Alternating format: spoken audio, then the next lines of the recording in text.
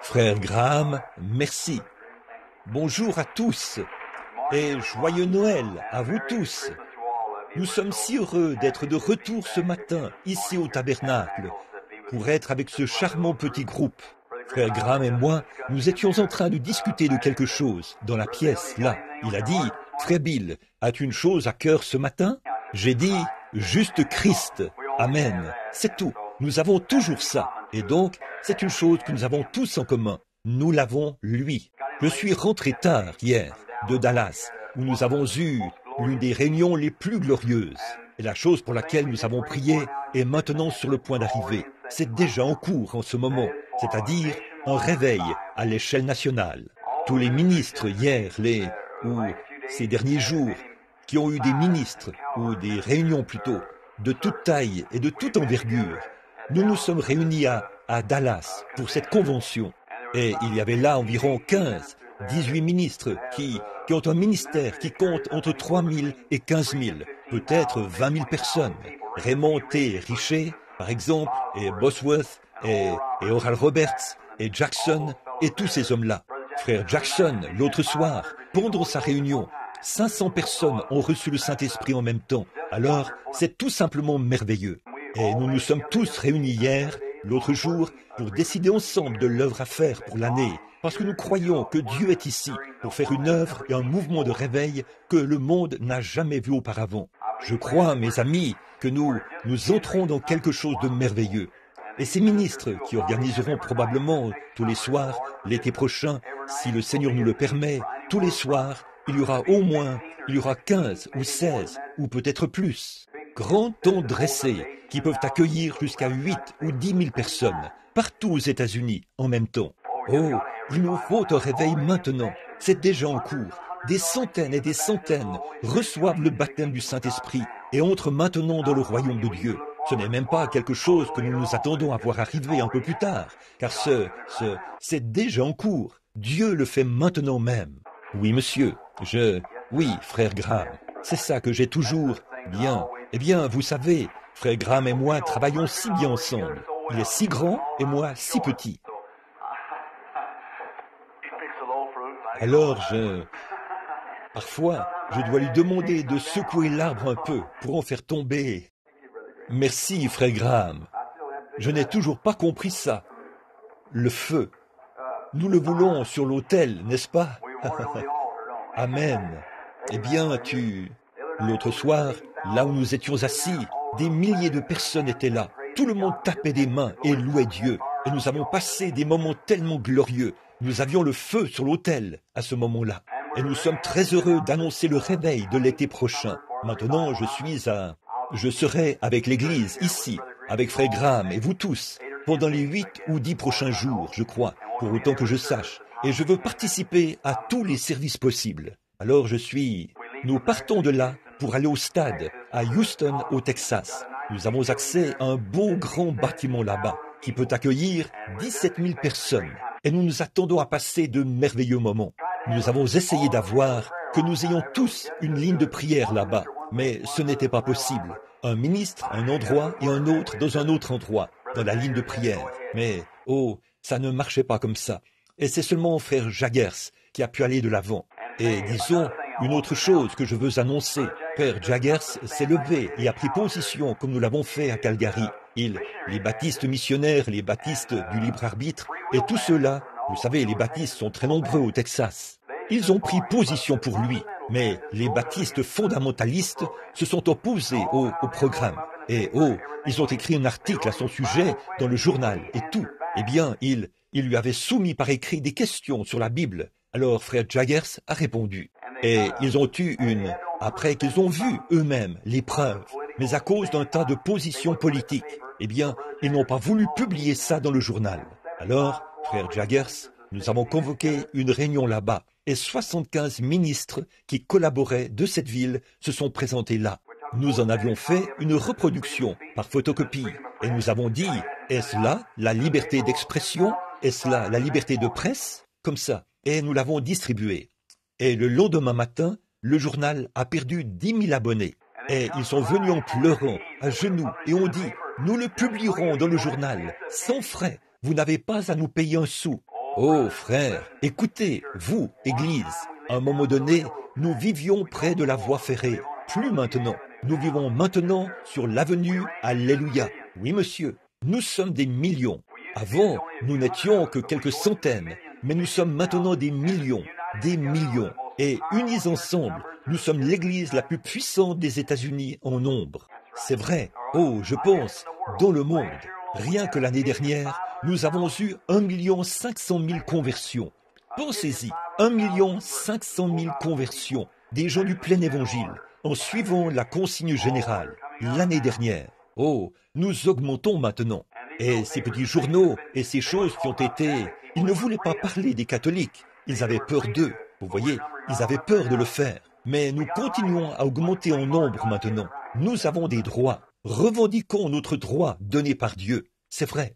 Alors, nous allons de l'avant cette année, avec Dieu comme aide et comme bouclier, pour provoquer faire de notre mieux pour avoir un réveil. Maintenant, Oh, ici en haut, vous devrez tous me dire quand je dois m'arrêter.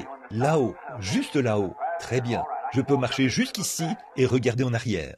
Et alors, bon, combien se sentent bien en ce jour de Noël? Dites Amen. Oh là là, regardez, c'est un temps d'allégresse, le temps où nous pouvons tous nous réunir et adorer Christ. Et je n'ai pas de message, rien du tout.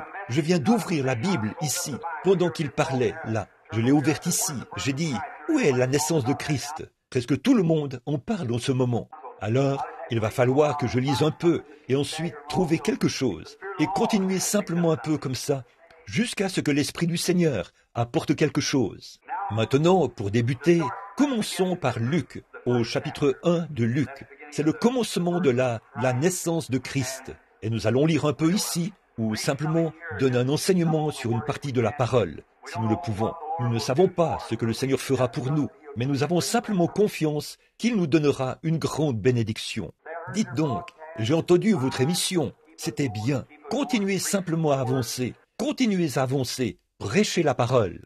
Il y a un instant, je disais à Frère Graham, dans la pièce là, si jamais il y a eu un temps où les chrétiens ont besoin les uns des autres, c'est maintenant même.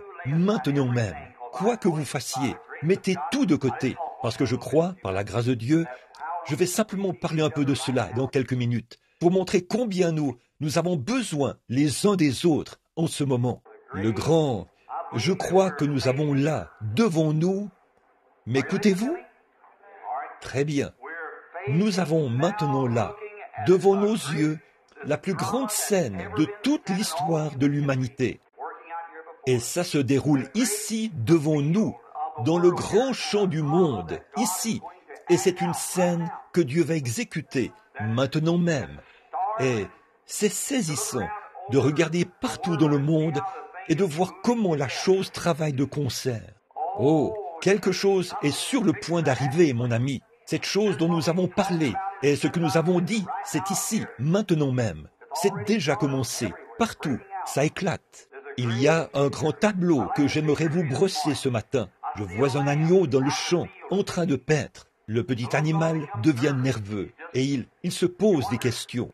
Là, dans les roseaux, juste derrière lui, je vois un lion qui s'approche doucement, très doucement. Voyez, il bouge sa queue, qui tapote le sol, et il se prépare à bondir. Voilà l'Église là-bas, sur le champ de travail. Les ténèbres du communisme se répandent dans le monde entier. Elles nous enveloppent comme une grande ombre. Et c'est la loi du contraste. Comme avant le jour, il fait toujours plus sombre que jamais avant le jour, parce que le jour se lève et repousse les ténèbres. Et c'est la loi du contraste, voyez-vous, qui fait en sorte qu'il fait plus sombre que jamais avant que le jour se lève. Et nous sommes dans la même condition maintenant. Il fait plus sombre que jamais avant le jour. Les grandes ombres des ténèbres s'approchent puissamment pour accomplir ceci, l'homme du péché. Avez-vous remarqué, en cette période même de Noël, tous les pays communistes sont, au lieu de présenter Christ dans la crèche, ils ont envoyé des petits livres de Staline, avec la photo de Staline dessus. L'homme qui s'oppose et s'élève contre tout ce qu'on appelle Dieu, et ainsi de suite. Et une grande partie du monde se trouve entre ses griffes. Et voilà une autre chose. Tout cela, c'est pour accomplir l'Écriture. Et je veux aussi vous faire remarquer autre chose. une autre chose qui s'est accomplie. Les gens qui sont formalistes et les églises formalistes, ils s'élèvent contre ce mouvement. La Bible dit, ils auront l'apparence de la piété, mais renieront ceux qui ont fait la force. Éloigne-toi de ces hommes-là, et ils prennent position. Le communisme prend position.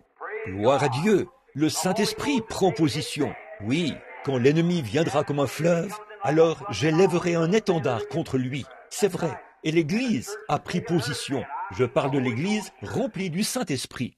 Or, c'est tout ce qui m'intéresse, mes amis, quand je suis ici. Ailleurs, je prie pour les malades. Mais ici, il n'y a qu'une chose qui m'intéresse. C'est l'Église de Dieu, l'Église née de nouveau. C'est vrai, c'est à cela que je m'intéresse, quoi qu'il arrive. Je ne m'intéresse pas aux règlements et aux diacres et ainsi de suite, comme ça, ni aux directives des églises. Je m'intéresse au baptême du Saint-Esprit sur l'Église, en ce jour où nous vivons. Voilà le point fondamental. Voilà ce que nous cherchons. Juste un mot de prière maintenant. Père Céleste, descends ce matin au milieu de nous. Accorde le Seigneur, et puisse l'Esprit de Dieu prendre le contrôle du service. Bénis l'œuvre ici, Seigneur. Bénis notre frère Graham. Dieu, donne-lui des paroles de sagesse ce soir, lors de l'émission de radio. Puisse-t-il pouvoir secouer les gens en prêchant la parole. Accorde le Seigneur. Puissent les pécheurs pleurer, s'agenouiller dans leur chambre et donner leur cœur à Christ. S'il y a des incroyants ici ce matin, ou des gens qui n'ont pas accepté Christ, puissent-ils venir aussi.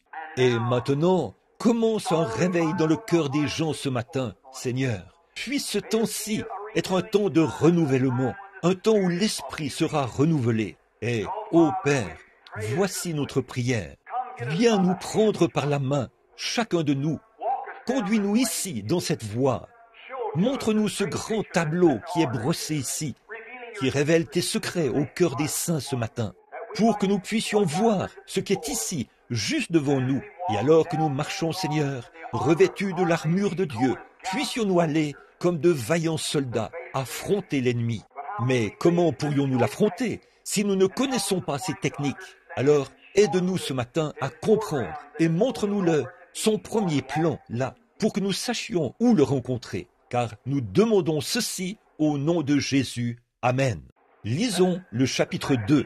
Lisons ceci. En ce temps-là, il parut un édit de César Auguste, ordonnant qu'on fasse un recensement de toute la terre. Ce premier recensement fut fait par le gouverneur de la Syrie. Tous allaient se faire inscrire, chacun dans sa ville. Joseph monta aussi de la Galilée vers la ville de Nazareth pour se rendre à Juda, dans la ville de David, appelée Bethléem, parce qu'il était de la maison et de la famille de David, afin de se faire inscrire avec Marie, sa fiancée, qui était enceinte. Pendant qu'ils étaient là, le temps de son accomplissement, où Marie devait accoucher, arriva. Et elle enfanta son fils premier-né. Elle l'emmaillota et le coucha dans la crèche, parce qu'il n'y avait pas de place pour lui dans l'hôtellerie. Maintenant, juste comme toile de fond jusqu'à ce que nous arrivions à la partie que j'aimerais utiliser ce matin, et que chacun de vous entre dans l'Esprit du Seigneur. Nous sommes aujourd'hui, partout dans le monde, on célèbre la naissance de Jésus, ce qui est maintenant simplement une tradition. Jésus n'est pas né un 5 décembre, ni rien qui ressemble, ou le 25 décembre. Nous savons que c'est impossible. Les collines de Judée étaient couvertes de neige à ce moment-là. Alors, comment serait-ce possible? On s'entend pour dire que Jésus, par l'astrologie et ainsi de suite, et tout cela, qu'il est né aux alentours du 1er avril, donc au printemps. Mais ceci est un jour, et c'est très bien, simplement réservé pour l'adoration, en commémoration de sa venue dans le monde. L'un des plus grands dons que Dieu ait jamais donné au monde, c'est Jésus-Christ. Ça, nous le savons. Et maintenant, ce matin, je veux parler de sa divinité, de qui il est. Tant de gens le considèrent comme un petit bébé, couché là dans le berceau, et ainsi de suite. Mais ce n'était qu'un des tableaux, ce n'était qu'une des toiles de fond qui sont présentées dans la scène, afin de démontrer ce qu'il est réellement, sa divinité. Et il a dit, dans les passages des Écritures qui parlent de sa venue, qu'on parlerait de lui dès l'époque de Jean. Déjà dans la Genèse, il était prophétisé que la postérité de la femme écraserait la tête du serpent, promettant cet enfant, Jésus-Christ. Et il a été depuis tous les prophètes, presque tous les prophètes qui ont écrit dans la Bible, ont parlé de son premier et de son second avènement, quand il viendrait dans le monde. Jésus vient 3 fois. Il est venu la première fois pour racheter son Église. Il vient la deuxième fois pour recevoir son Église. Il vient la 3e fois avec son Église. Tout ce qui se trouve dans la Bible voyage par Trinité, par 3, mais tout cela dans un seul Christ. Souvenez-vous, la première fois pour racheter son Église, la 2e fois pour recevoir son Église, la 3e fois avec son Église, en tant que roi et reine. Bon, de sa première venue, nous en parlerons juste un peu, alors, de sa présence ici, et ensuite de sa seconde venue, nous en parlerons, puis de la 3e fois, si le Seigneur le veut.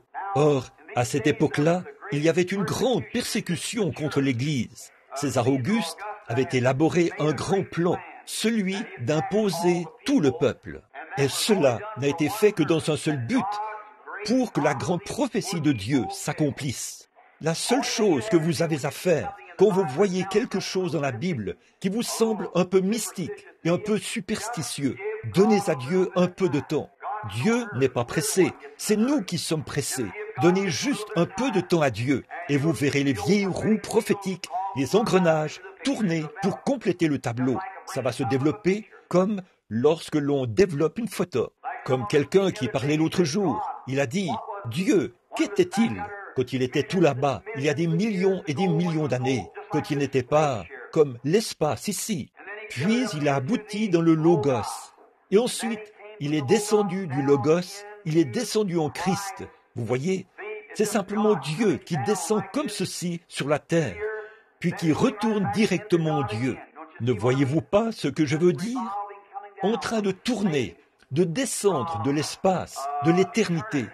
Tout s'engraine, descend dans le Logos, du Logos là dans l'homme, pour ensuite revenir de nouveau, dans un seul but, racheter cet homme qui était tombé. Or, c'est pour ça qu'il est venu, pour être un rédempteur. Et avant que Dieu puisse être un rédempteur, il devait être, selon la loi, un parent rédempteur. Il devait nous être parents. Et Dieu, au commencement, a créé son premier homme. Il l'a fait esprit. Et l'esprit est la partie invisible de l'homme, qu'on ne voit pas. Or, Dieu a fait l'homme à son image. M'écoutez-vous? Très bien. Dieu a fait l'homme à son image. Et Dieu est esprit, dit la Bible. Et le premier homme qui était fait gouvernait toute la création, tout comme le Saint-Esprit gouverne l'Église aujourd'hui. Il dirigeait la création. Il dirigeait les animaux. Mais il n'y avait pas d'homme pour cultiver le sol. Alors Dieu a formé l'homme de la poussière de la terre. Et cet homme, il se peut qu'il lui ait donné des mains comme celles d'un singe. Il se peut qu'il lui ait donné des pieds comme ceux d'un ours. Quoi qu'il ait fait, il a simplement tout mis ensemble et a créé un homme. Mais quant à cet homme, Dieu a placé cet esprit immortel qui ne meurt jamais dans cet homme. Et il est devenu plus qu'une bête. Il est devenu un homme. Et cet homme-là, c'est ce qui suscite, à mon avis, beaucoup de discussions de la part des athées et de différentes personnes. Mais l'heure est venue où Dieu répand sa lumière. Voici l'heure où Dieu est en train d'accomplir des choses. C'est vrai. Et donc maintenant, quand il discute, eh bien, ses pieds sont semblables à ceux d'un ours, et ses mains sont semblables à celles d'un primate, ou d'un singe, ou quelque chose de ce genre. Il cherche à dire qu'il tire son origine de là. Ça n'a aucun rapport. Ceci, c'est simplement le corps de chair dans lequel il habite. C'est comme une maison qui retournera dans la poussière de la terre. Mais l'esprit est immortel. Il vient de Dieu. C'est cela qui est à l'image de Dieu. Dieu est esprit. Cet homme a perdu son origine dans le jardin d'Éden. Ses relations avec Dieu, sa communion avec lui ont été coupées là-bas à cause du péché et de l'incrédulité. L'incrédulité à l'égard de quoi? De la parole de Dieu. Il a été peint un tableau à Ève un jour. Il lui était dit que tout serait beaucoup plus glorieux si elle laissait simplement tomber la parole de Dieu pour se tourner vers le raisonnement. On ne peut pas faire ça. Dieu, Il y a une différence entre le raisonnement et la parole de Dieu. La parole de Dieu est vraie, le raisonnement est faux. On ne peut pas résoudre quoi que ce soit par le raisonnement. C'est vrai, notre cerveau n'est pas, n'est pas apte, et ne le sera jamais, à pénétrer la sagesse éternelle de Dieu. C'est pourquoi on ne peut pas raisonner ces choses. On doit les croire, c'est tout. Et donc, le tableau était présenté. C'est ce qui est arrivé là-bas à notre premier père et à notre première mère. Puis, ils sont tombés. Cela a rompu la relation avec Dieu et ils ont été chassés du jardin d'Éden. À partir de cette heure-là, Dieu s'est mis à crier en parcourant les jardins à la recherche de son enfant perdu. Et alors, le seul moyen pour Dieu de le racheter, il faudrait que ce soit il faudrait venir le racheter lui-même, pas dans un autre, pas envoyer quelqu'un d'autre. Il ne pouvait pas envoyer un ange, ce ne serait pas bien. Mais le seul moyen pour Dieu de racheter l'homme, c'était de descendre lui-même pour le racheter. Si quelqu'un ici péchait, et que j'étais le juge de ce groupe de gens, et que j'avais la juridiction sur vous tous, et si quelqu'un avait péché, et que je disais, maintenant frère Graham, je veux que tu payes le prix, ce ne serait pas juste. Si je disais à mon propre fils de payer le prix, ce ne serait quand même pas juste. La seule façon pour moi d'être juste, c'est de prendre moi-même sa place. Et quoi? C'est moi qui ai passé le jugement. Et alors, si je veux racheter cet homme, je dois prendre sa place moi-même. M'écoutez-vous toujours? Maintenant, regardez, je veux que vous remarquiez quelque chose. Alors, quand ceci, le seul moyen pour Dieu lui-même de racheter cet homme, c'était de descendre prendre sa place. Et c'était une loi de rédemption donnée par Moïse, qui prescrivait que cela devait être fait par un parent rédempteur, un homme qui, d'abord, était digne, un homme qui valait le prix. Alors cet homme rendrait publiquement témoignage et rachèterait les biens perdus de quelqu'un qui était tombé. Et alors, Dieu était digne. Il est descendu, il y a environ 1900 ans, sous la forme d'un bébé, né dans une crèche, couvert par le Saint-Esprit, non pas né par le désir sexuel. Il était Dieu, le sang de Dieu était en lui. Le bébé est toujours du sang de son père, jamais de celui de sa mère. Nous le savons tous. J'ai déjà enseigné ça ici, par le passé, et vous savez que le bébé n'a pas la moindre trace du sang de sa mère en lui. Pas du tout. Non, rien n'en a. C'est toujours le sang du mâle. Une poule peut pondre un œuf, mais s'il n'est pas fertile, il n'éclora jamais. Peu importe combien l'œuf est beau et combien elle le réchauffe, il sera toujours infertile. Il va rester là et pourrir. C'est vrai, à moins que l'oiseau mâle ait été avec l'oiseau femelle. Et le germe de vie vient du mâle. Par conséquent, quand Marie, sans avoir connu aucun homme, elle était avec le mâle, Dieu, le Jéhovah Tout-Puissant, il l'a couverte de son ombre, et Dieu est le Créateur qui a créé une cellule de sang dans le sein de Marie, sans avoir connu aucun homme. Et c'est ce qui a produit le sang créateur de Dieu, pour nous racheter de notre vie venue ici par le désir sexuel. Et alors, ce sang-là a été tiré des veines d'Emmanuel sur la croix du Calvaire. Et aujourd'hui, il a la même puissance sainte de salut et de rédemption qu'il avait le jour où la transfusion a été faite au Calvaire. Vous le croyez? Amen. Maintenant, c'est vrai. Nous sommes rachetés par le sang de Dieu. La Bible dit, nous sommes acquis par le sang, rachetés par le sang de Dieu. Comment se fait-il que ce soit le sang de Dieu? Dieu n'a pas de sang. Comment est-ce possible? Parce que c'était le sang créateur de Dieu qu'il avait créé pour nous racheter, et il est venu vivre dans le même corps qu'il avait créé. Par conséquent, il ne pouvait pas. Dieu a dû subir la tentation. Il ne pouvait pas subir la tentation. Il a dû subir des tentations sexuelles. Il a dû subir toutes sortes de tentations. Être tenté par le diable, par les richesses, les puissances et les dominations, et ainsi de suite. Il a dû subir tout cela. Pour ce faire, il ne pouvait pas être comme Dieu en esprit. Il fallait qu'il soit Dieu en chair. Maintenant, ce matin, je parle de la divinité de Christ pour que vous sachiez qui il est, celui que nous adorons aujourd'hui. Pas un bébé dans une crèche, pas le Père Noël, mais nous adorons le Dieu Tout-Puissant dans la divinité de son Fils. Et remarquez là, ce sang est descendu et c'était Jésus-Christ, Dieu lui-même, quittant la forme esprit, est entré en Jésus-Christ. Et la Bible dit que Dieu était en Christ, réconciliant le monde avec lui-même. Pas vrai? Dieu lui-même, Jéhovah, a vécu en Christ et est devenu notre parent Parce que, comme nous, il est né dans une chair humaine. Pas vrai? Les cellules de son sang ont été formées par Dieu et les cellules de sa chair ont été formées dans le ventre de Marie, qui a mis l'enfant au monde. Alors Dieu est descendu et il a vécu dans une chair humaine et il était tenté en toutes choses comme nous. Croyez-vous cela? Très bien. Et alors, à ce moment-là, il a donné librement son sang. Il n'était pas obligé de le faire. Il a consenti à ce sacrifice. Il aurait pu monter directement dans la gloire. Il aurait pu être transfiguré, comme il avait été sur la montagne de la transfiguration, monter au ciel sans mourir pour nous. Mais il a bien voulu mourir pour nous. Il a donné librement son sang au calvaire. C'est vrai. Et il a choisi. Il était un homme de douleur, habitué à la souffrance. Et il a rendu publiquement témoignage.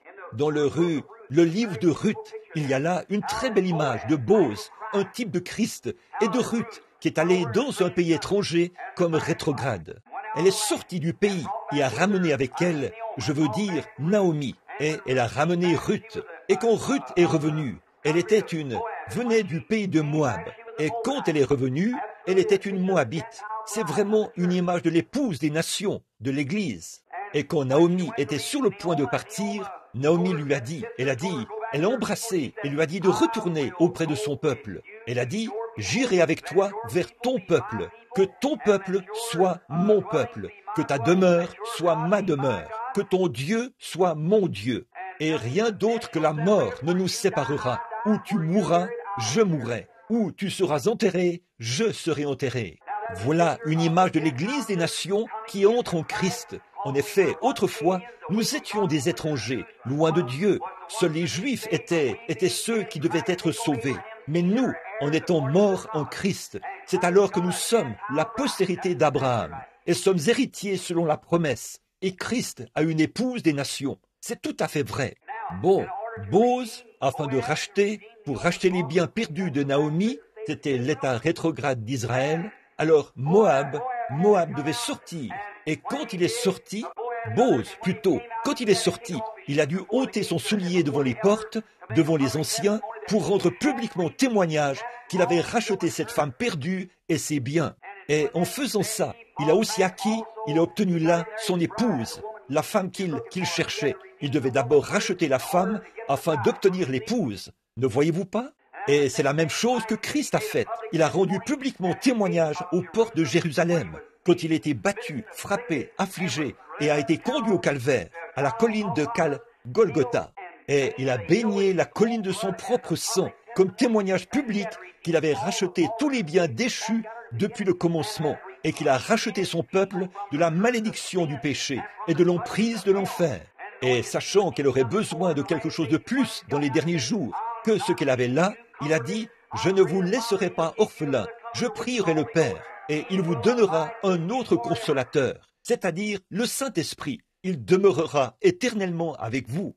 Encore un peu de temps, et le monde ne me verra plus, mais je vais au ciel pour arranger cette chose-là, et je reviendrai, et je serai avec vous, et même en vous, jusqu'à la fin de l'âge. » C'est de ça que je parle. Vous m'entendez encore? Dites Amen. C'est vrai, c'est de ça que je parle maintenant, de lui qui revient dans sa puissance. Les âges se sont succédés. Oh, qui est-il?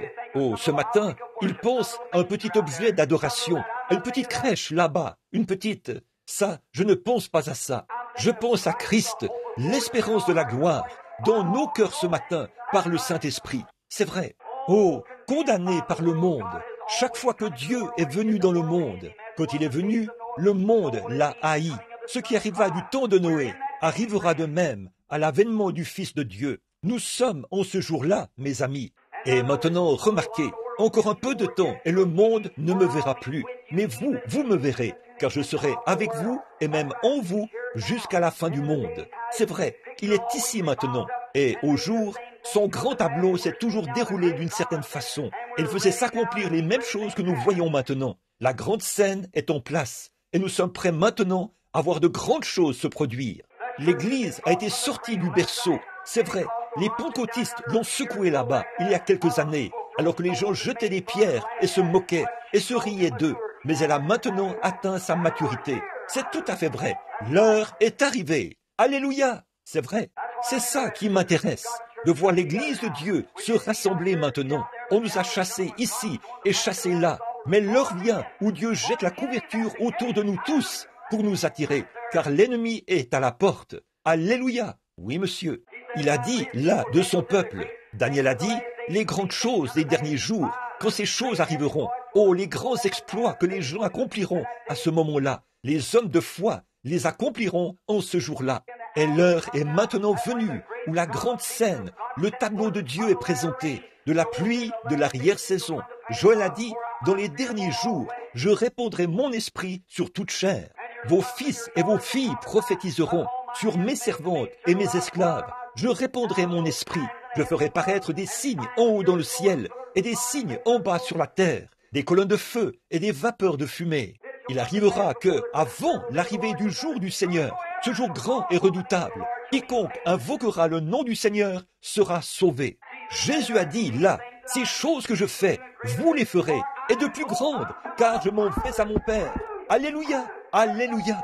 Voici ce qu'il a dit là, dans la parole. Là, il a dit, si vous demeurez en moi et que ma parole demeure en vous, demandez ce que vous voudrez, et cela vous sera accordé. Il y a quelques années, les gens d'ici ont dit, vous qui êtes là-bas au tabernacle, vous êtes des exaltés, vous êtes tous ceci, cela et autre chose. Vous êtes fous. Mais, oh là là, nous nous sommes tenus sur ce rocher qui est la vérité, jusqu'au baptême du Saint-Esprit. Et maintenant, la puissance du Dieu Tout-Puissant s'est formée dans l'Église. Elle se manifeste. Alléluia! J'attends le moment où Dieu va secouer toute la chose, partout. Père, c'est déjà en cours en ce moment même. C'est en cours, c'est vrai. Sa divinité, qui est-il? Certains font de lui un petit bébé de cette époque-là. Il est celui qui s'est tenu sur l'invisible. Oh là là, sur l'estrade, et qui a tendu les mains, a parlé et a dit que la lumière soit. Et la lumière fut. C'était Jésus-Christ. Car il était dans le monde, et le monde a été fait par lui. Et le monde ne l'a pas reconnu. Il est la divinité de Dieu. Regardez ce qu'il a fait à cette époque-là. Vous parlez de choses miraculeuses, là. Vous parlez de pousser des cris. Quand il a accompli les choses miraculeuses, pour créer les choses qui existent maintenant, à partir de choses qui n'étaient pas, il a parlé, et il en était ainsi. Et cette même puissance, ce même Christ, alléluia, les fondamentalistes et les gens qui nient la puissance de Dieu auront beau dire que c'est faux, mais cette même puissance qui a créé le monde par la parole est dans les gens qui ont le Saint-Esprit. C'est vrai, hommes et femmes, il est temps qu'on sache qui vous êtes. Le diable cherche à vous tenir cachés dans un coin. Il vous raconte que vous n'êtes qu'un petit peureux. Vous ne l'êtes pas. Vous êtes des fils et des filles de Dieu. La divinité n'est pas dans le ciel. Elle est en vous. Alléluia. Je sais que vous pensez que je suis fou, mais je vais vous dire quelque chose, frère. Quand vous prenez conscience que le Dieu Tout-Puissant vit en vous, la vie immortelle, je donne ma vie, Zoé, la vie de Dieu est dans l'être humain. Il s'est tenu là, à cette époque-là. Il est le créateur de toutes choses. Il a créé la vie, les grenouilles, oh, les abeilles, les canards, les poulets, les animaux. Il a créé toutes choses. Et rien de ce qui a été fait n'a été fait autrement que par lui. Qui? Christ, la divinité.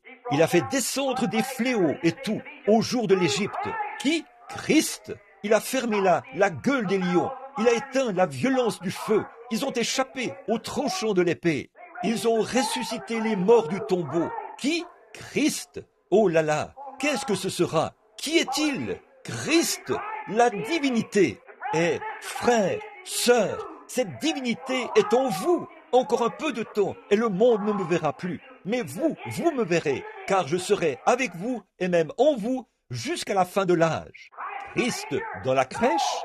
Non, Christ en vous. Alléluia.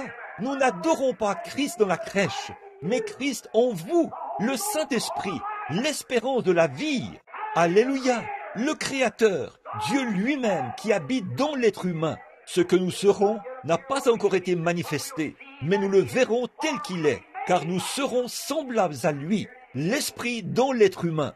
Il n'y a pas de place pour lui. Les gens ici qui disent qu'ils sont de Christ, que leur Église est de Christ, ils vont à... Et qu'est-ce qui s'est passé hier soir? Ils ont ouvert leur cadeau de Noël. Voyons ce qu'il en est de papa. Il y avait sous le sapin de Noël de beaucoup d'hommes. Hier soir, il y avait une grande caisse de bière quelque part. Pas de place pour Jésus. toute la place pour la bière. Maman a ouvert son cadeau, un jeu de cartes. Pas de place pour Christ. Les cartes, c'est vrai, au lieu d'une petite Bible ou quelque chose comme ça pour les enfants. C'est un petit livre de G-Men ou un petit quelque chose comme ça. Pas de place pour Jésus. Au lieu d'aller à l'église, ils vont à un spectacle, à des danses et tout. Et ils se disent chrétiens.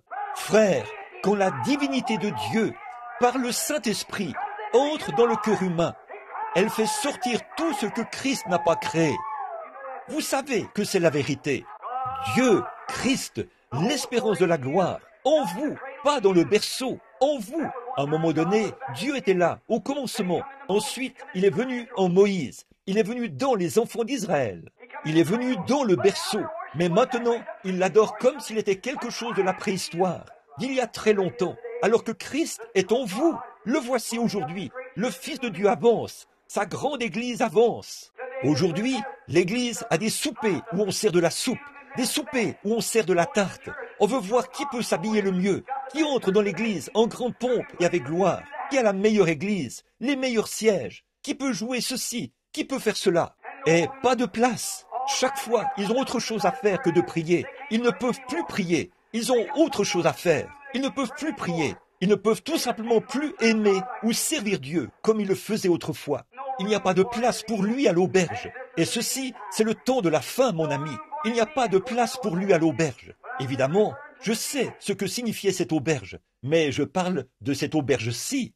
Mais la Bible dit, en ce jour-là, quand l'amandier fleurira, les désirs de l'homme cesseront, parce qu'il s'en va dans sa demeure éternelle, et les pleureurs parcourent les rues. Avant que la corde d'argent se brise, que le seau se rompe sur la source. Oh, miséricorde, mon ami.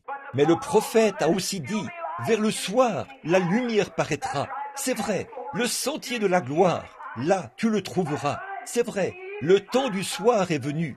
L'Église maintenant, qui autrefois était comme cette petite expérience de la crèche que nous avons vécue, on est maintenant au point où les gens prennent conscience que la divinité et la puissance du Dieu Tout-Puissant vivent dans l'être humain. Oh, frères, sœurs, laissez-moi vous parler au nom de Jésus ce matin. M'entendez-vous encore? Oh là là, laissez-moi vous dire quelque chose. Le temps viendra où les femmes et les hommes seront à peu près pareils. Ils s'habillent de façon tellement semblable qu'on ne peut pas les distinguer l'un de l'autre. C'est vrai, toutes ces choses dans la Bible dont il est dit qu'elles arriveraient sont ici. C'est vrai, vous savez que c'est la vérité. Est-ce la vérité? Est-ce la vérité? Et ça l'est, c'est la vérité. Ils agissent de la même manière, ils ont une apparence semblable, jurent de la même manière, parlent de la même manière. La Bible a dit qu'il en serait ainsi. Il a dit, dans les derniers jours, il y aurait des temps difficiles. Les hommes seraient égoïstes, s'aimant plus qu'ils aiment Dieu, déloyaux, calomniateurs. En sommes-nous là? C'est vrai. Oh, gloire à Dieu! Je sens quelque chose qui remue dans mon âme. Oh, quand je regarde là, ce qui arriva du temps de Noé arrivera de même à l'avènement du Fils de l'homme. Noé avait des fidèles à cette époque-là. Dieu a des fidèles aujourd'hui. L'heure vient, le cadre dans lequel se déroule cette grande scène. Hommes et femmes, si le Saint-Esprit habite en vous, le Christ qui est né il y a 1900 ans est arrivé à l'état d'homme fait. Il n'est jamais resté dans le berceau. Et aujourd'hui, en cette commémoration de son anniversaire, que font-ils? Ils prennent un arbre, ils l'abattent, ils en font un sapin de Noël pour les enfants. Mais ils pensent, c'est très bien, je ne m'y oppose pas. Mais le problème, c'est qu'ils mettent plus d'emphase sur l'arbre de Noël que sur Christ.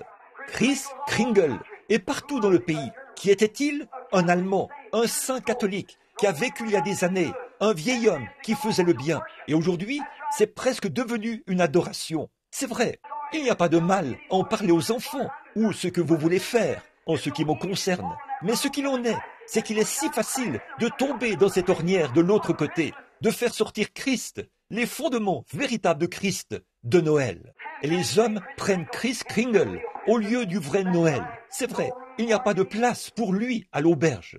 Tout est à sa place si nous avions le temps. Je sais qu'il se fait tard, et il se fait tard. Mais regardez, mes amis, l'heure est venue, et c'est maintenant même, où la grande scène de Dieu se déroule ici devant nous. Le Fils de Dieu qui était dans le berceau est maintenant dans le cœur. Il est la divinité de Dieu. Il est Dieu le Créateur. Il a dit, toutes choses Il était dans le monde et le monde a été fait par lui. Et le monde ne l'a pas connu. Et aujourd'hui, c'est ça le problème de l'Église. L'espérance de la gloire. Le baptême du Saint-Esprit est entré dans le cœur des gens et ils ne reconnaissent pas ce que c'est. Ils pensent que c'est une petite adhésion à l'Église ou quelque chose comme ça. Mais c'est Dieu, le Créateur, qui vit en vous et qui vous donne tous les pouvoirs. Et vous êtes en possession de tout ce qu'il avait. Ainsi, vous avez en vous ce qu'il faut pour vous abstenir du mal, pour faire le bien, pour fuir le mal et vous tourner vers la justice, pour vous détourner des tentations. Toute méchanceté, haine, querelle, jalousie et ainsi de suite, détournez-vous-en, car cela l'ôterait de votre cœur. Si vous voulez le recevoir, l'embrasser et l'aimer, et le garder dans votre cœur et l'aimer. Je peux vous dire que l'Église, réunie dans ce genre de puissance, a la puissance de lier les cieux, de guérir les malades, d'ouvrir les yeux des aveugles. Alléluia! Les sourds parlent, les muets parlent, et les sourds entendent. Les infirmes marchent, les aveugles voient. Pourquoi? C'est de reconnaître la puissance du Dieu Tout-Puissant dans votre cœur. Le voilà, la divinité. L'aimez-vous? Ce n'est pas étonnant que le poète ait dit « Grâce infinie de notre Dieu, qui un jour m'a sauvé. J'étais perdu, mais maintenant il m'a retrouvé. J'étais aveugle, mais maintenant je vois. » Chers frères, chères sœurs, si vous n'avez pas reçu le baptême du Saint-Esprit ce matin, courez dans le royaume de Dieu aussi vite que possible. L'heure du scellement est arrivée. L'ennemi est entré comme un fleuve. Il élève un étendard contre cela. La scène est en place. L'Église rentre à la maison. C'est sûr et certain. Vous ne pouvez pas attendre indéfiniment, mon ami. Vous n'avez pas le loisir d'attendre. Vous feriez mieux de venir maintenant. Vous feriez mieux de le faire aujourd'hui. C'est vrai, pendant qu'aujourd'hui est toujours aujourd'hui. Faites-le maintenant. Souvenez-vous, mes amis, cela peut sembler étrange. Le monde n'a jamais... La religion de Christ n'a jamais été populaire. Les voies de Dieu n'ont jamais été populaires. Parce que le diable est le prince de la puissance de l'air. Il a tous les gouvernements. Chaque gouvernement est contrôlé par le diable, selon la Bible. Le diable a dit que c'était ainsi. C'est vrai, il contrôle tous les gouvernements.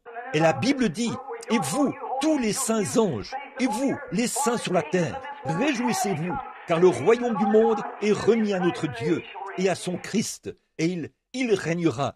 Satan a emmené Jésus au sommet de la montagne et lui a montré tous les royaumes du monde. Il a dit, tous ces royaumes m'appartiennent et je te les donnerai. Jésus a dit, retire-toi, Satan. C'est vrai, il ne se souciait pas. Il a dit, si mon royaume, de ce monde, je pourrais appeler des légions d'anges, mais mon royaume n'est pas de ce monde, mais mon royaume est dans le ciel. Et il a dit, le royaume de Dieu sera au-dedans de vous. Ainsi donc, les légions et les puissances et le soutien des saints anges, alléluia, sont en vous ce matin, par la divinité de Christ, par le baptême du Saint-Esprit. Oui, monsieur, qui êtes-vous ce matin? Qui est Jésus-Christ? Il est en vous, dans la mesure où vous lui permettez de l'être. Il essaie de se frayer un chemin, d'entrer en vous aujourd'hui, et vous restez à l'écart. Vous vous posez des questions, vous regardez, vous contemplez, et vous vous retenez un peu. Ne faites pas ça. Entrez directement dans le sein de Dieu. L'heure est arrivée. Alléluia. Oh, comme je l'aime. Il viendra un de ces jours. Je veux le voir. Pas vous? Je veux le voir. Je crois que nous le verrons. Pas vous? Il est ici maintenant. Sa puissance agit. Qu'est-ce qui fait que les gens pleurent, poussent des cris et agissent comme ça? Qu'est-ce qu'il y a? C'est le Saint-Esprit qui agit en eux. Si seulement ils pouvaient prendre conscience et l'étreindre, étreignez le Saint-Esprit. Croyez-le, serrez-le contre votre sein. Menez une vie droite. Ne faites rien qui puisse l'entraver. Dites, ô Seigneur Jésus, je te désire. Je veux que tu te tiennes près de moi. Je vais me tenir à tes côtés, Père. Et à ce moment-là, il s'efforce d'entrer en vous. Il veut y entrer. Il vous fait la cour pour vous attirer vers lui tout le temps. Maintenant, mes amis, je sais que c'est la vérité. Je sais que les gens ne se rendent pas compte de qui vous êtes. Chaque personne ici peut vivre au-dessus du péché, peut vivre sans péché, vivre en Dieu. Vous ferez des erreurs, mais le sang de Christ vous pardonnera. Père, pardonne-leur, car ils ne savent pas ce qu'ils font. Pas vrai? Cette même puissance de Christ qui était suspendue à la croix du Calvaire, le même Dieu qui l'a ressuscité au jour de la résurrection, c'est en vous maintenant. vous qui avez le Saint-Esprit. Oh, ne l'aimez-vous pas? Oh là là, écoutez sa voix qui appelle aujourd'hui. Amenez-le près de votre sein et dites, ou serrez-le contre votre sein et dites, maintenant Seigneur Jésus, j'ai été un peu différent, mais depuis ce jour de Noël, je me rends compte de qui tu es maintenant. Autrefois, je t'adorais en tant que petit bébé dans une crèche. Je t'ai vu là-bas, tout petit, il y a 1900 ans, et je me suis dit, oh, si j'avais pu monter à Jérusalem. Aujourd'hui, il se procure des laissez-passer et tout, pour aller voir le berceau, l'endroit où il est né, la même crèche. Mais mes amis, ce n'est pas là qu'il est né, c'est ici même qu'il est né. Dieu l'a fait descendre vers chacun de nous, et son être vivant vit en nous. Oh, le Créateur, la chose qui a créé le monde, créé les cieux, créé la terre, créé l'homme, se trouve dans chaque individu qui a le baptême du Saint-Esprit aujourd'hui. C'est ça qu'il faut, c'est ça le secret, recevoir le Saint-Esprit. Il est en vous, il est l'espérance de la gloire. Et regardez ici, dans l'Ancien Testament, comme je l'ai mentionné bien des fois, quand le contrat était rédigé, on le déchirait au-dessus du corps d'un animal mort. Et quand on réunissait ces deux contrats, ce contrat devait s'emboîter l'un dans l'autre. Et aujourd'hui, Dieu a rédigé un contrat, pas parce que vous étiez bon, pas parce que vous aviez adhéré à l'Église, pas parce que vous aviez un bon rang dans la société. Vous pouvez être vraiment bon, vous pouvez mener une vie pure, vous pouvez aller à l'Église tous les jours, vous pouvez faire des sacrifices tous les jours, vous pouvez donner une partie de votre argent, vous pouvez abandonner tous les péchés du monde et tout, et mener une vie aussi loyale et fidèle que possible. Mais vous manquerez le ciel aussi vrai que l'Est est éloigné de l'Ouest. C'est vrai, ce n'est pas par la bonté que nous sommes sauvés, mais c'est par sa miséricorde que nous sommes rachetés, que Dieu voulait faire des fils et des filles. La bonté ne produit jamais cela. C'est l'Esprit de Dieu qui produit cela. S'il n'en était pas ainsi, il n'aurait pas eu besoin d'envoyer le Saint-Esprit. Comment le Saint-Esprit pourrait-il être complet sans... Comment le contrat pourrait-il être complet? Jésus a dit, je m'en irai, mais je reviendrai, et je serai avec vous, et même en vous. Priez le Père, et il vous donnera le Saint-Esprit. Il demeurera avec vous à jamais. Et les gens mettent leur nom sur les registres de l'Église. Ils essayent de tourner la page le jour de Noël. Ils essayent de descendre là-bas à l'Église et de rendre quelques hommages à la crèche de cette époque-là, alors que le Saint-Esprit s'efforce d'entrer partout, essayant de trouver. Et le monde les a tellement aveuglés qu'ils s'avancent là et disent « Eh bien ça, c'est une bande d'exaltés, tout comme il en était du temps de Noé. Il en est de même maintenant. La venue du Fils de Dieu approche, c'est vrai. Et seulement ceux qui sont remplis du Saint-Esprit, qui ont la vie immortelle qui vit en eux, le Saint-Esprit, c'est ce type de gens-là qui sera enlevé d'ici, c'est sûr et certain. Il y avait quelque chose d'autre à propos de cette vieille petite arche au temps de Noé qui flottait au-dessus de l'eau. C'était un pouvoir attractif d'en haut. Il y avait une lumière au sommet et c'était la gloire de Dieu qui brillait du haut du ciel dans cette chambre haute. Et je vous le dis aujourd'hui, mes amis, écoutez ma parole. Il y a un pouvoir attractif qui ne vient pas de l'Église, qui ne vient pas du pasteur, mais qui vient de la gloire. Le baptême du Saint-Esprit qui descend dans le bon canal pour faire monter une église. Qu'est-ce que c'est? La puissance de Dieu, l'accès à sa vie, Zoé. Ces choses que je fais, vous les ferez aussi, vous en ferez de plus grandes. Il a été persécuté, on a ri de lui, on s'est moqué de lui, il est mort et il est allé dans la tombe. Mais il était fidèle, il avait l'Esprit de Dieu en lui et Dieu l'a ressuscité. Si nous suivons le même chemin, nous réussirons aussi. Oh, alléluia, je l'aime. M'entendez-vous toujours? L'aimez-vous? L'aimez-vous de tout votre cœur? N'est-il pas merveilleux? Oh là là, l'œil a vu, l'oreille a entendu ce qui est enregistré dans la parole de Dieu. N'est-il pas merveilleux, merveilleux? Courbons la tête. Père céleste, ô Jésus, j'attends avec impatience une grande heure. Je la vois venir. Je vois qu'il n'y a aucun espoir nulle part ailleurs. Je vois que l'âge avance. Je vois les grandes lumières rouges du communisme se balancer au-dessus de la terre. Je vois les églises formalistes élever un étendard contre ton église. Elles essayent de les condamner en disant « La guérison divine est fausse. Ce n'est que du fanatisme. Il y a un projet de loi dans notre propre Maison Blanche pour mettre fin à cela. Oh, mais, oh Dieu, l'autre jour, j'étais assis là et je voyais ces gens saints, tous illuminés par la puissance de Dieu. Je contemplais leur visage et je voyais la gloire de Dieu. Ils peuvent être comme les enfants hébreux à la fournaise ardente. Nous ne nous prosternerons jamais. Non, notre Dieu peut nous délivrer. Tu viendras bientôt, Seigneur Jésus. Et je vois que l'heure est en train de s'installer où les gens ont l'apparence de la piété, mais renient ceux qui ont fait la force. Éloigne-toi de ces hommes-là, as-tu dit, l'Esprit qui parle des derniers jours. Et nous voici en ce jour-là, aujourd'hui. Voici notre petite Église assise ici, Seigneur, des hommes et des femmes qui, je crois, t'aiment. Et je prie au Dieu que cet esprit qui a rempli beaucoup de leur cœur dans le passé, qu'il vienne maintenant plus profondément, encore plus. Puisse-t-il rejeter toute méchanceté, toute querelle, tout ce qui est différent de toi, et avancer aujourd'hui, pas vers la crèche, mais vers le calvaire, pas rien qu'au calvaire, mais à Christ, l'espérance de la gloire, la divinité de Dieu, la magnificence de Dieu, la puissance de Dieu qui est maintenant dans nos cœurs, qui essaie de nous faire sortir des choses du monde, afin qu'il puisse nous enlever de cette terre un jour, pour nous emmener dans un pays meilleur. Dieu, accorde-le aujourd'hui. Écoute la prière de ton serviteur et parle aux gens. S'il y a des perdus ici, des gens qui n'ont pas le Saint-Esprit, puissent-ils recevoir de toi ce matin? Accorde-le, Dieu bien-aimé, car nous le demandons au nom de ton cher Fils bien-aimé, Jésus, qui, il y a 1900 ans, est né dans une crèche, qui a souffert 33 ans plus tard au calvaire pour nos péchés, qui est monté en haut quelques jours plus tard, 40 jours plus tard. Il a été élevé dans la gloire, puis 10 jours plus tard, il est revenu dans la puissance du Saint-Esprit et il vit maintenant dans l'Église. Et bientôt, avec cette même puissance qu'il a ressuscité, le Saint-Esprit dans l'Église, il l'enlèvera. Ô Dieu, ne veux-tu pas venir et sauver l'Église? Car nous le demandons en son nom. Pendant que vous avez la tête inclinée, nous allons chanter « Il appelle aujourd'hui ».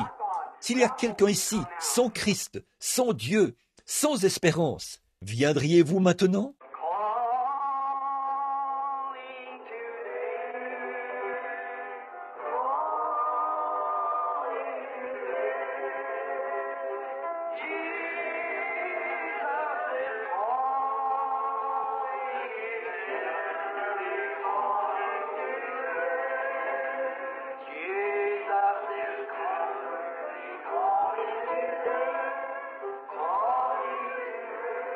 Êtes-vous sans Dieu, sans espérance, sans Christ? Êtes-vous conscient, chrétien, que vous n'avez pas la plénitude de la vie de la parole de Dieu? Ne voulez-vous pas venir?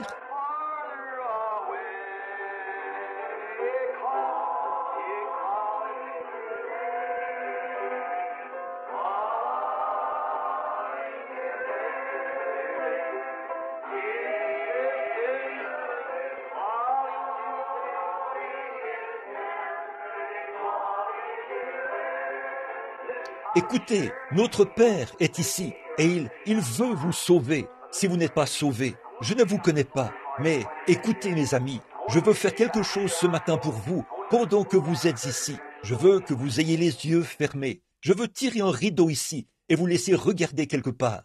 Nous allons faire une petite visite ce matin pendant qu'elle joue ce chant. Je vais tirer le rideau juste pour ceux qui sont assis dans ce tabernacle, jeunes et vieux, et vous tous. Je vais regarder aux portes de l'enfer pendant un moment, ce matin. Ils savent, là en bas, qu'ici en haut, c'est la période de Noël. Ils savent ce qu'ils ont fait pendant la période de Noël. Certains d'entre eux ont bu, certains d'entre eux ont couru partout, certains étaient à l'église, certains ont ridiculisé cela, certains se sont moqués. Et si cette lugubre charpente osseuse pouvait revenir à la porte de cette église ce matin, vous savez, vous serez peut-être là, Noël prochain. Il se peut que vous soyez là depuis 1 an, Noël prochain. Mais souvenez-vous, vous avez affaire à des âmes humaines. Vous traitez avec des choses spirituelles. Et chacun de vous devra répondre au jour du jugement. Je ne peux qu'être honnête. Je peux seulement dire, si vous n'avez pas reçu le Christ ce matin, il se tient à la porte ouverte. Le traitez-vous avec méchanceté? Et vous qui avez le Saint-Esprit, souvenez-vous, vous serez jugés pour ce que vous en avez fait. Vous aurez peut-être reçu Christ par le Saint-Esprit, mais vous serez condamnés. Tout homme est jugé selon les œuvres qu'il a faites lorsqu'il était dans son corps. Après que vous avez reçu le Saint-Esprit, qu'est-ce que vous en avez fait? Avez-vous parlé de votre voisin? Avez-vous mal agi? Si oui, souvenez-vous, je recommencerai une nouvelle vie maintenant même. Dites, Seigneur Jésus, aujourd'hui, à partir de maintenant, je serai ce que tu veux que je sois. Je suis conscient que c'est la partie immortelle de Dieu et que l'Esprit de Dieu vit dans mon corps. Et si j'ai eu tort, pardonne-moi maintenant. Je veux rentrer à la maison. Je veux être meilleur. Mettez-le à l'épreuve, là, ce matin, comme ça. Levez simplement la main, pour moi, là derrière. Dites, je veux recommencer aujourd'hui, frère Branham. Moi aussi, j'ai levé la main. Je vais recommencer. Je veux en faire plus pour lui que je ne l'ai jamais fait. Êtes-vous... Une fois, j'ai entendu l'une des histoires les plus tristes que j'ai jamais entendues. Il y avait une jeune femme très belle. Elle vivait dans un bon foyer. On lui avait parlé de Christ. Son père a dit, j'ai honte d'elle, révérend. Son genre de société, elle va rencontrer cette catégorie de gens parce qu'elle est... Maintenant, souvenez-vous, selon la société, vous vous associez à une chose qu'on appelle folie. Or, elle avait reçu ce qu'il y a de mieux en matière d'instruction. Quand elle s'apprêtait à sortir, à côtoyer les membres de la société, à fréquenter différentes classes d'hommes distingués, la mort l'a frappée soudainement. Elle est décédée des suites d'une crise cardiaque. Toute sa formation ne lui a servi à rien. Elle est allée ailleurs. Dans quelle direction allez-vous ce matin? De quoi rêvez-vous? Peu m'importe de quel genre de groupe il s'agit. Chacun de vous, vous irez dans l'éternité un de ces jours. Et sans Christ, sans le Saint-Esprit, votre âme est perdue. Souvenez-vous-en. C'est seulement en acceptant Christ par le Saint-Esprit que vous pouvez arriver là. S'il est en vous, il est la puissance de Dieu. Vivez par cela. Il est Dieu en vous. La Bible dit, vous devenez des dieux. C'est vrai. N'êtes-vous pas tous des dieux? Et Jésus a dit à les pharisiens, là, on dit, tu te fais Dieu. Il a dit, n'est-il pas écrit dans votre loi que vous êtes des dieux? Il a fait de Moïse un dieu pour Pharaon. Et il a fait de vous un dieu pour les gens. C'est vrai. Et vous, ce matin, vous êtes des épîtres écrites de Dieu. Votre vie est de Dieu. Et elle porte même ce Saint-Esprit. Regardez ici, mes amis. Ne laissez pas ceci vous échapper. Ne laissez pas ça passer comme un petit quelque chose de mythique. Père, nous venons ce matin en tant que tes humbles enfants. Je suis conscient que nous vivons à la dernière heure, à l'heure de la fin. Quelque chose peut arriver d'un moment à l'autre. Des hommes, des femmes, des garçons et des filles, ici, sont sans Dieu. Et je te prie, Père, d'être miséricordieux. Je te prie d'être miséricordieux envers ceux qui ont reçu et qui ne se rendent pas compte que tu es proche dans leur cœur. Qu'ils prennent conscience que les petites choses du monde, ces soucis, sont en train de mourir. Je prie, ô Dieu, que tous ceux qui sont ici ce matin soient vraiment consacrés à toi pendant les jours à venir. Peu importe combien de temps nous allons encore attendre avant ta venue, nous croyons que c'est tout proche maintenant. Et quelque temps après, les gens vont essayer d'être sauvés, mais ils ne le pourront pas. Je pense à ces jeunes gens ce soir-là, qui étaient là à l'hôtel, essayant d'être sauvés, mais ils avaient franchi la ligne. Il n'y avait aucune rédemption pour eux. Ils étaient perdus. Ils ne pouvaient pas être sauvés. Père, je te prie simplement de les bénir, chacun d'eux, pendant qu'il y a encore du temps pour nous, Père, qu'ils le recevront aujourd'hui, car nous le demandons en Jésus-Christ. Amen. Levons-nous. Combien l'aiment de tout leur cœur. Ne voulez-vous pas vous rapprocher un peu plus de lui, l'aimer juste un peu plus? Chantons, oui, prends tout Seigneur, alors que nous levons les mains vers lui ce matin. Voulez-vous le faire? Donnez-nous la note pour ce chant, sœur.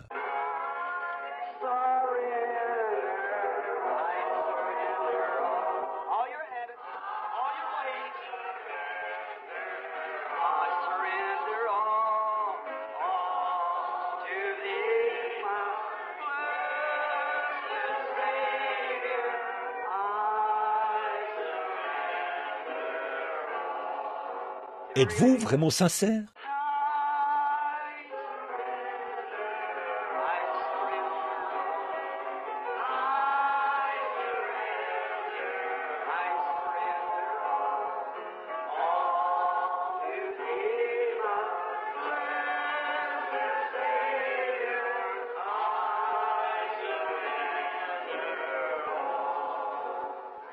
Ô Père, aie pitié, nous t'aimons tellement, Seigneur. Un de ces jours, la trompette sonnera. Je serai peut-être quelque part sur le champ de travail.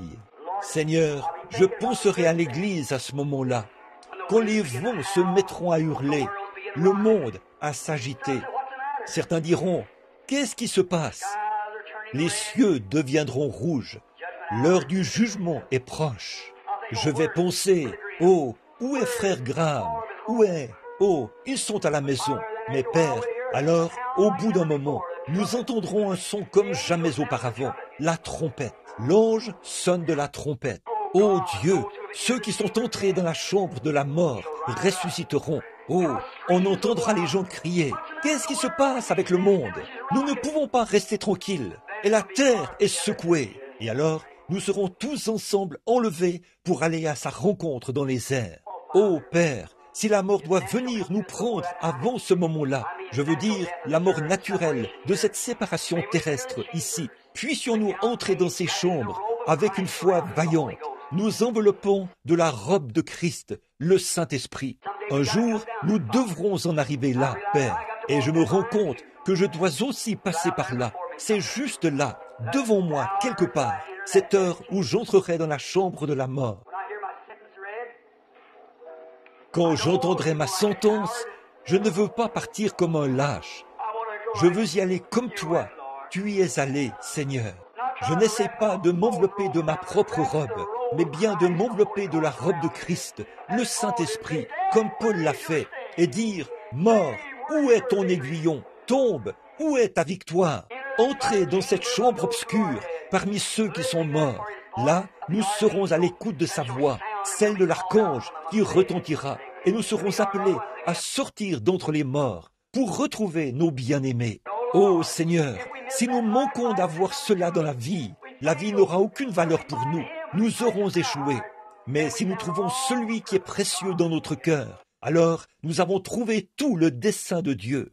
Oh, comme nous l'aimons ce matin. Puisse chaque chrétien ce matin voir rapidement la vision, Seigneur. Il se fait tard maintenant, et je te prie de leur permettre de voir la vision et de s'emparer de la vie aujourd'hui et de vivre pour toujours, car nous le demandons au nom de Jésus. Amen. Vous vous aimez les uns les autres? Retournez-vous et serrez-vous la main les uns les autres. Dites que Dieu vous bénisse, que Christ soit avec vous, au lieu de Joyeux Noël. Dites que Christ soit avec vous alors que vous vous retournez. Maintenant, ne partez pas. Retournez-vous simplement. Simplement, dites que Christ soit avec vous. Que Christ soit avec vous. Maintenant, juste un instant.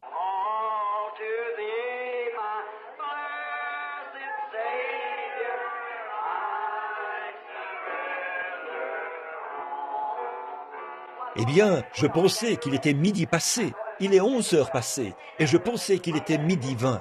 Juste, que dites-vous? Amen. Est-ce que tout le monde aime le Seigneur? Dites, loué soit l'Éternel. Disons juste un peu, pas plus de 3 ou 4 paroles pour rendre témoignage, comme j'aime Jésus. Dites simplement, oui, pas plus que ça. C'est ça, quelqu'un d'autre. Je l'aime, je l'aime. Oh,